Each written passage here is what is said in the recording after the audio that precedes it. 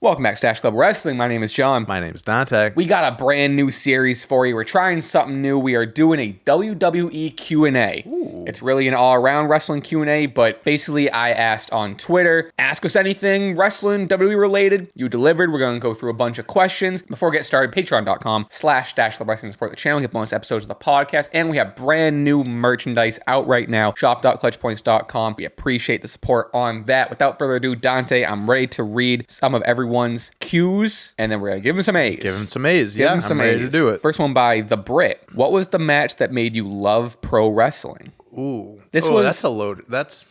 I didn't really go through much of these, but this was one of the ones I saw like last night.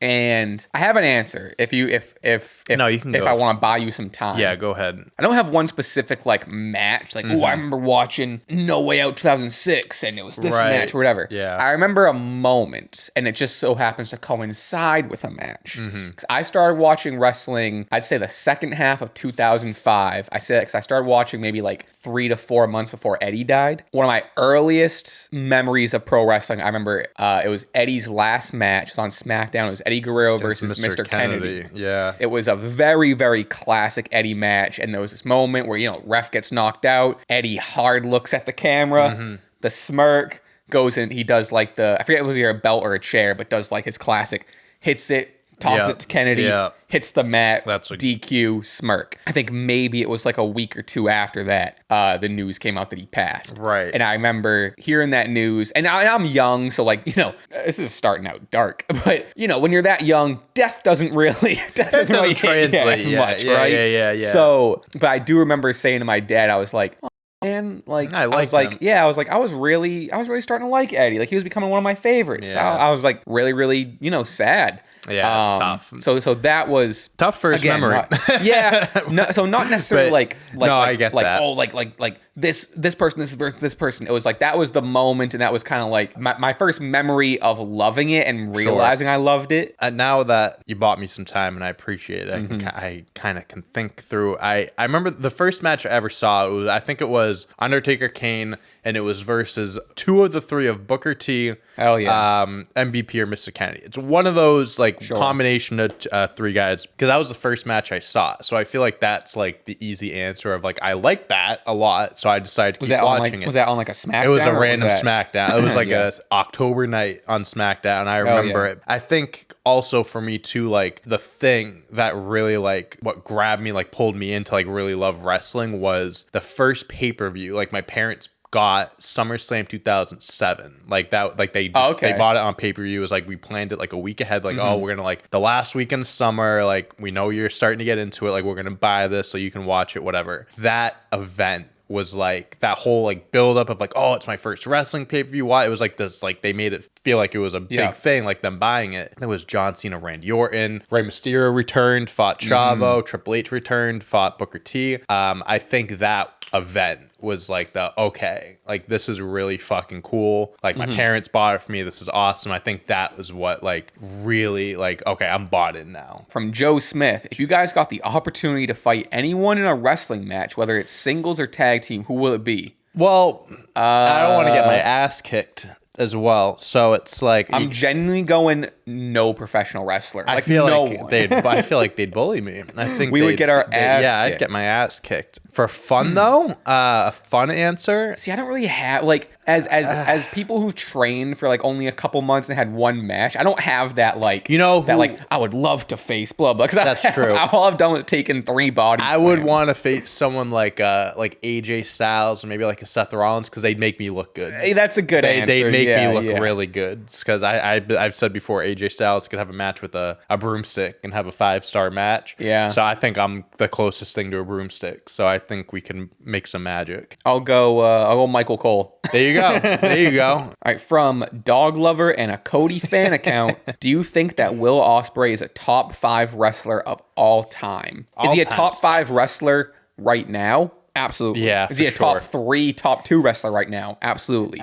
All time already? Yeah. He's so he's been around for a while, but he's so new. Yeah, he's still so young, like early 30s probably. It's been a lot of wrestlers in the history of pro wrestling. So I think it's kind of, especially someone that's still active, I think it's kind of hard to place them in that, that criteria, top 5, whatever it may be. So I'm going to say no. Give him the rest of his whole career. And then maybe there's a conversation. See where it shapes up and see where he falls. But for now, I say no. But I think there's potential that he could go down as one. I agree. From Paulson Roman, what are your opinions on the tag titles? Feel they are not getting used at all? Yeah, just speaking WWE, that I'd say every women's tag title and both men's titles kind of in the dump right now, huh? I feel like the expectations for them, like after getting split at Mania, was pretty high, and they haven't delivered there. I do think people might be a little critical and harsh because WWE does defend them on like the PLEs or anything like that, which I think is like, it's cool because like then on Raw and SmackDown they get featured a little bit more. They'll have like main events going into the big PLEs and stuff, but I think not being on, I'm talking about men's because I know the women's have been, they'll be at Bash at the Berlin. If you want people to make them to feel like they're big titles, you have to at least like every now and then have them be on the big shows and whatnot, and also just have solid reigns. Like Theory and Waller was kind of underwhelming. Truth and Miz was fun at first, but then that kind of died out, and then like DIY only had it for less than a month. The Bloodline has it now, which is like, it's still very early, so we'll see how that goes. Right now, they feel like an accessory.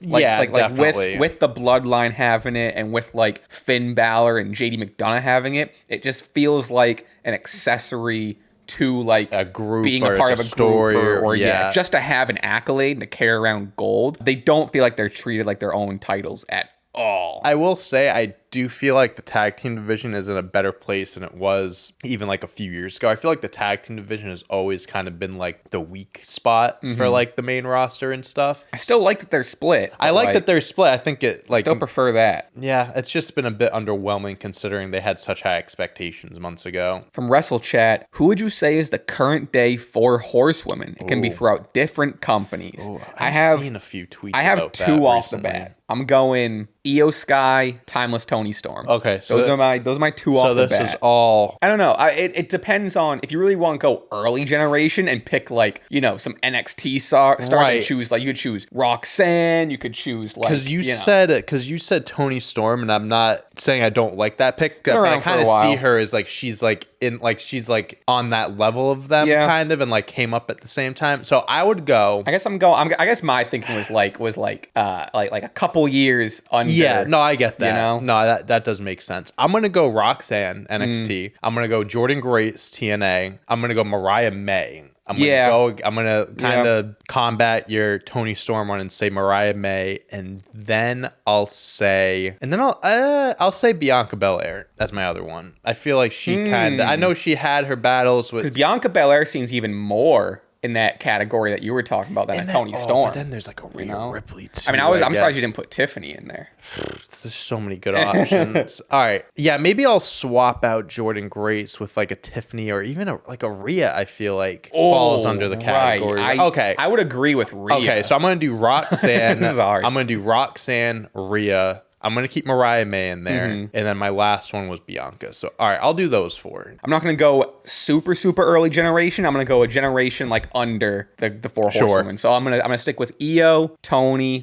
I'll throw Rhea in there. Yep. And then I guess Tiffany. Yeah. Tiffany's probably like the earliest on the cusp of that, like, newest generation. And I feel like there's just it's a lot. The women's rosters are very stacked. Jamie Hayter. You could choose someone like that. Exactly. It's a loaded question. There's plenty of options to choose from. I like that question, though. All right, from Dixie. What do you think would be the perfect way to end the Bloodline storyline? I think Roman has to retire. Even at that point, I feel like there's still keep going with the family, so many Samoans that I feel like the story it's never gonna has to end. That's the thing. It never has to end. You could always have it be a continuous storyline because there's so many pieces. There's so many different characters that are involved right now and can be added. I mean, we're just getting started with Jake Jacob Fatu, Tamatanga, even Solo. I mean, he's only been on the main roster for 2 years. Right. Roman Reigns still has plenty of time left. My initial kind of silly thought is, I think they got to kill him. They have to kill Roman Reigns for it to end. I think, all right, so we just had WrestleMania 40. I think it ends at WrestleMania 50. Roman's been gone for a little bit. What inning do you think we'll be in? Well, ideally, that'd be the 9th. Or, I think we'd be in extra innings. I think that'd be like the 11th inning at that point. I think Paul would say 7th. Well, I did see a tweet. I think you saw the same one where like Paul recently went like, yeah, we're rounding 4th. Buddy, we said we were in the 3rd after 39. What do you mean we're in the 4th? I see it. This is just silly, crazy thinking, but I think it ends with, in 10 years from now, Roman comes back, similar to how The Rock came back. Yep. Gray hair, all grizzled. He's the vet. And Jacob Fatu beats Roman in the main event of WrestleMania 50. Yeah. He's the tribal chief. And then that kind of quote unquote ends it. But like, as we've been saying, you can just keep on, people are having kids and the family keeps on growing. They keep fucking. Yeah. Right. I think, but that's how I think. Realistically, I think what will end the main, like the Roman Reigns part of the bloodline story is the just tribal chief. Him and The Rock, whenever they square off at Mania, I think that'll kind of be the fireworks, the dream match. All right, from Anthony, do you think the Paul Levesque era will be able to compete with the Attitude Era, or do you think it has already surpassed? I think,